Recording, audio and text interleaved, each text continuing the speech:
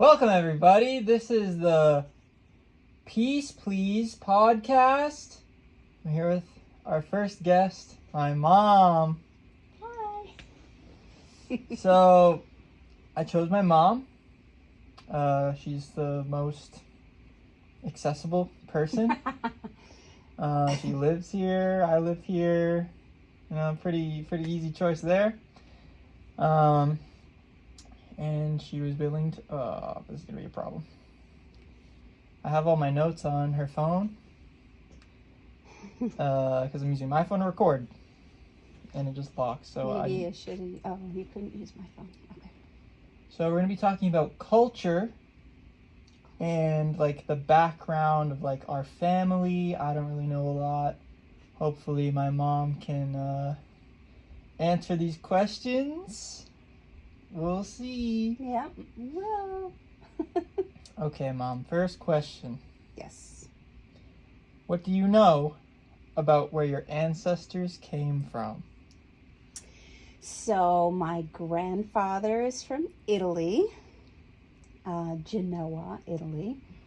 My grandmother, her family is from Portugal, but she grew up in Rhode Island. My mother is from Nova Scotia, Halifax, and that's where her mother is from. And my grandfather is also French Canadian, but he grew up in New York. Okay. So my great grandparents, I am unsure of. I haven't followed the lineage back, but my grandfather's from Italy. My grandmother on my mother's side is from Canada. So Italy and Canada. Yes, we're French, Portuguese, Scottish, and Italian. Cool. And then your dad's side is also you're Polish. Whoa. This isn't about Dad. Oh, okay. Sorry. This is your ancestors. Okay. Just me. Okay. What do you remember most about your parents? Oof. My dad worked all the time. He woke up early. He went to his job at UMass Lowell, and then he had his own company. He was a master electrician. So after work, he'd come home, eat dinner, and then go and do his second job, his own business. So did not see my dad much growing up.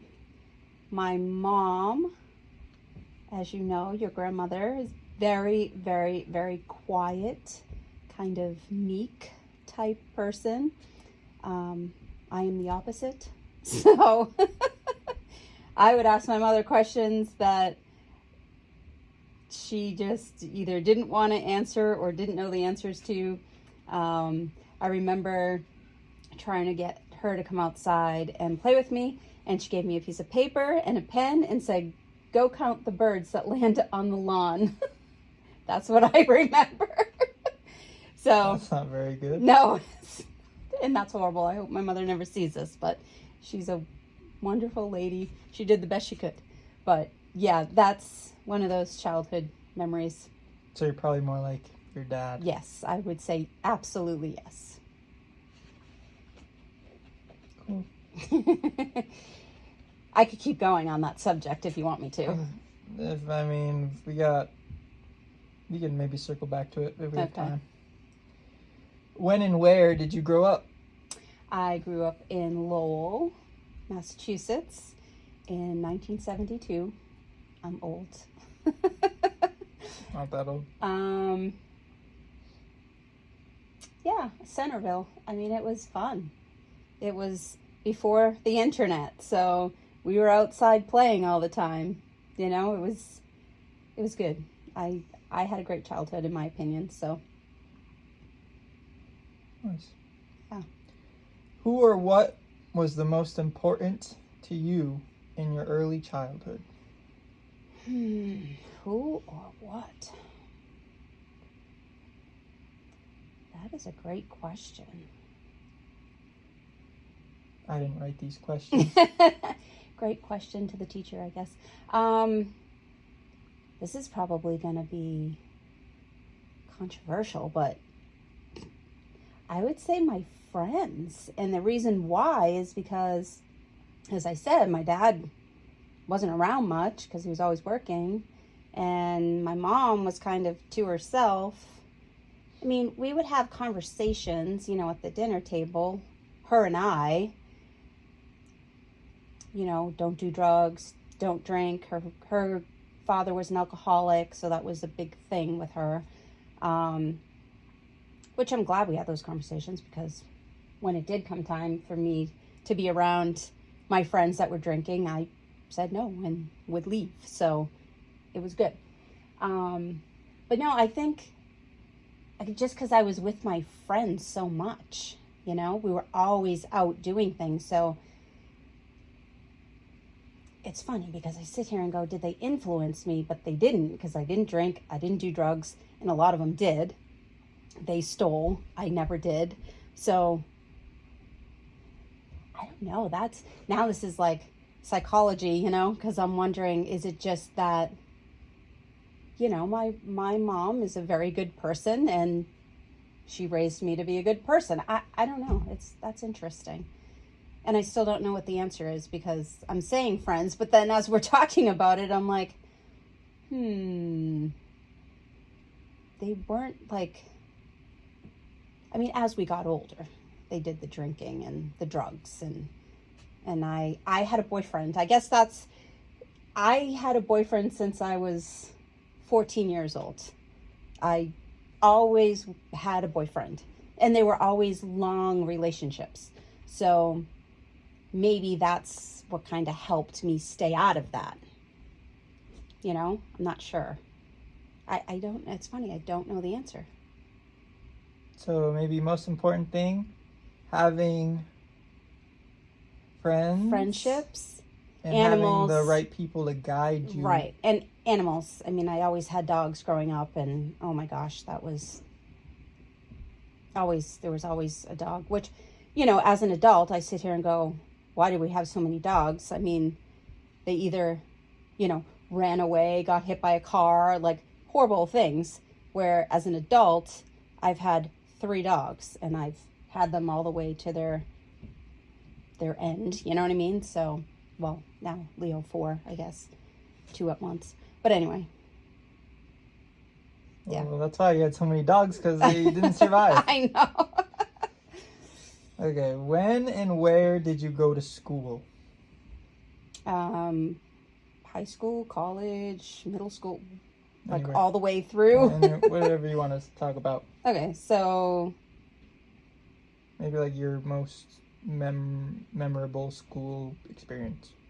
Oh gosh, that would be middle school. So that was Lowell, and it was called the Robinson at the time. Now it's the McAuliffe, I believe, is what it's called. That was an amazing time. So many friends, just everyone got along, like 7th and 8th graders all hung out. I was a cheerleader, so it was like, we were just, I don't know, that was probably the best time in my school career, if you will. 7th and 8th grade. So much fun. Nice. Yeah. What do you recall about the holidays in your early childhood? Early childhood. So Christmas was amazing. What was the question? About a holiday, right? What do you recall about the holidays in your early childhood? Yeah, so I'll say Christmas, because that was always as a child, that is probably Catholic people that celebrate Christmas is probably their favorite holiday as a kid. I don't know, but I just remember like me and my sister and brother would color, like we loved to color, so we would color all kinds of like Santa and Rudolph and all kinds of things, and we had a finished basement, and we would hang up all the photos. Oh my gosh, that scared me. Light just fell. We would hang up all the photos down in the basement, and just talk about, when Santa comes and we're going to try to catch him. And, we'd stay up as late as we could. And I remember, because all of our bedrooms were upstairs. I would lie on the top. So when you go up the stairs, there's a hallway to go to the bedrooms. And I would lie up there and watch my mom wrap gifts. And I would fall asleep. And then they'd have to put me in bed. And just like the fun. Like I feel like they were so excited to like watch us open our gifts. And I don't know, that was a fun time. Doesn't sound comfortable falling asleep on the floor, though. Well, yeah. What do you think the most important things are that your parents or elders taught you? Well, for my mom, I would say don't drink, don't do drugs, for sure. And my dad, I would say his work ethic. We don't have tissues. Nope. Darn it. We almost made it to the end without crying. I'm a crier. So, my dad, oh my gosh, was... Do you want me to get tissues? No, it's okay. My dad was sick a lot, but he would still get up and go to work. He had cancer, and he would that was because he was the one that worked. My mom was a stay-at-home mom. He would get up and go, and so that's where I got my work ethic from. So, anyway, sorry. Okay. I asked you, I'm like, am I going to make it through this? Oh. Well, it's a good thing you had him to show you how to... Yes. Let's look what we got. Yes, I know. Very, very true. Yes. Thanks, Grandpa. Never met you, but... Yep, it's a good guy. How is your life different from mine when you were my age? You're 23. Holy crap. So, at 23, I was married, and wait a minute, were we married yet? I take that back. No, because you were born when I was 27, so we got married when I was 25 or 26, but I owned my own home. Must be nice. Yep. So Dad and I owned a house in Drake-It. We didn't have kids yet, so 23. I was out, we would go to dance clubs and all of that. So that's definitely different from you because that's not really something you do. There's no dance clubs around here. Right, that's true. That's true. Yeah, I don't know. I was working. I had a full-time job.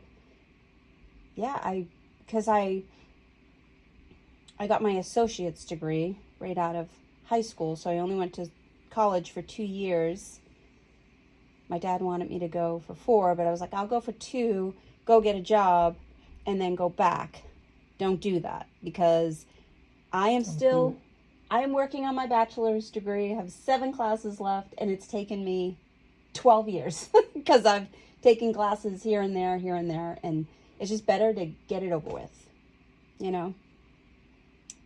So. What family and cultural traditions are important to you?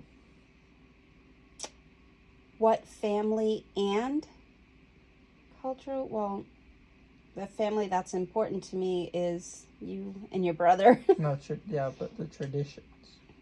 Family traditions, cultural traditions. So I'll say our family traditions, because growing up, we didn't have anything that I can think of that was specific. Maybe Thanksgiving, we would go to my grandmother's and she would have the huge spread and, I don't know. Oh, Oh, that's a good one. Easter. So Auntie Terry used to make Easter bread, a Portuguese bread with a leg in it and stuff. So that was a fun tradition. But I like our traditions of Thanksgiving, being here with our family, Christmas morning, having cinnamon rolls, those little things, going to Nan's. Yeah, those are really the only like two big holidays that we celebrate, right? And then as far as cultural, I mean, unfortunately, there was nothing that was passed down, you know what I mean? Like, I am going to try and get my dual citizenship with Italy because I kind of want to learn about that culture. That's where my grandfather came from. So I think that'd be cool. Yep. Be cool to go to Italy. Yep. What were your biggest challenges in raising your family? Work. Driving an hour to and from work. Work not being my manager, not being understanding of having a sick child. I was promoted and I was a customer service manager, and one of you, either yourself or Luke, was sick, and I had just gotten the position, and I knew how the director was as a quote unquote leader. She was not a very good one. And I had to leave. I had to go get you from daycare or wherever it was. And I remember crying to one of my colleagues saying, this is not going to go over well. And it didn't. I got a scathing email. It was horrible. So, yeah. But I've been at that company for 30 years, and she's on her way out now, so it's a good thing. Take that. And finally, final question. Final Jeopardy. What words of wisdom or advice would you like to pass on to me? Oh, wisdom or advice? Well, I guess the first thing I would say is work-life balance. So when you do get a job, make sure which I feel like you won't have a problem, because that seems to be the society now, is they've fixed it, if you will. I used to work 12 hours, like 12-hour days, and then had to drive an hour home. It was not good. It was not good. But it is what it is. And, that's the reason why I ask you and your brother a lot, like, did you have a good childhood? Because I worry. I think you did. I mean, we got to go places and had all these friends, and I think we had a good childhood for you, Had friends. Oh, stop. Stop. That's what you said.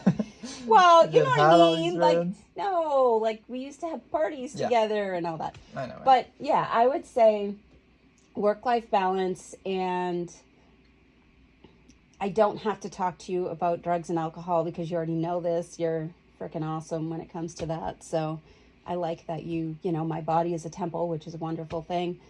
And just, all right, I'm going to stop there. Why? You have more to say. We're not even at 20 minutes. All right, so when you find a love interest, love with your whole heart. Yep. I know relationships are hard, but ain't that the truth? It is, unfortunately. So, yeah, that's what I would say. Just love like you've never been hurt, Definitely easier said than done.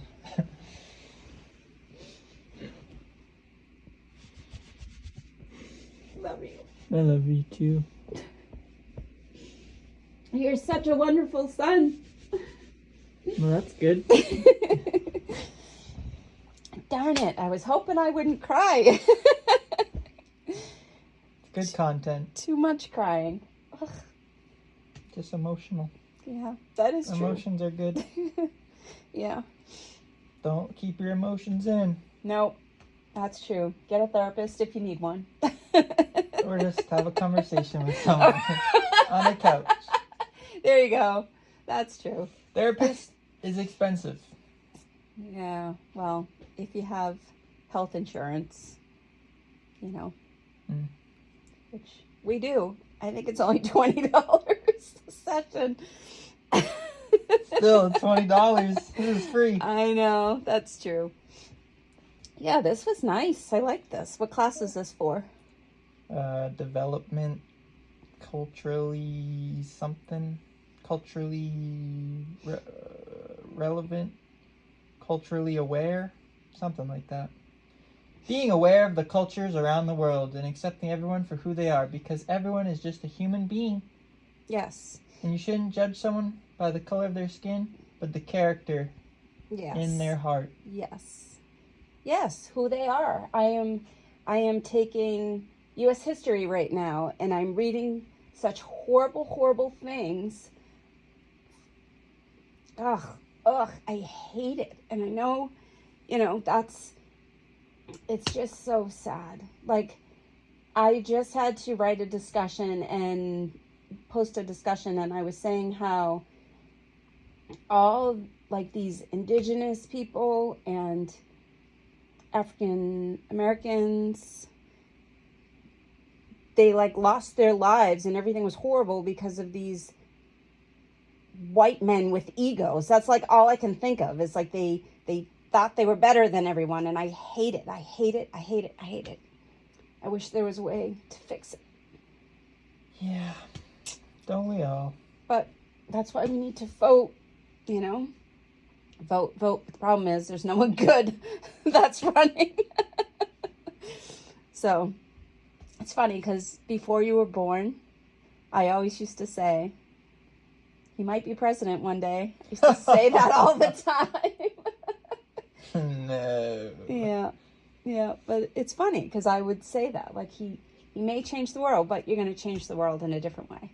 You're going to change the world because you're going to be a teacher, and that can change kids' lives, I mean, you never know what kids are going through at home. So, I mean, it all depends on where you're teaching, obviously, but you just never know what kids are going through. So, it's good for you to You don't know what anyone's going through. True. Not even if they're a kid, if they're a teenager, if they're an adult, like... Right. Everyone's got their own stuff they gotta iron out. Yep, that is true. That's why you just gotta treat people as best you can. Yep, I agree.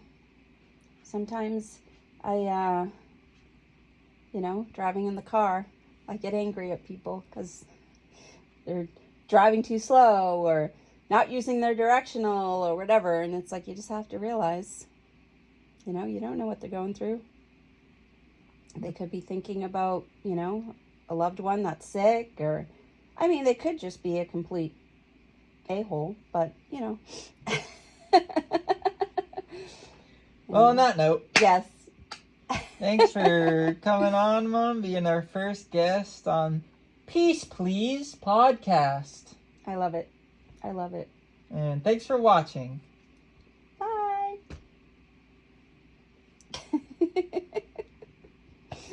You're so cute.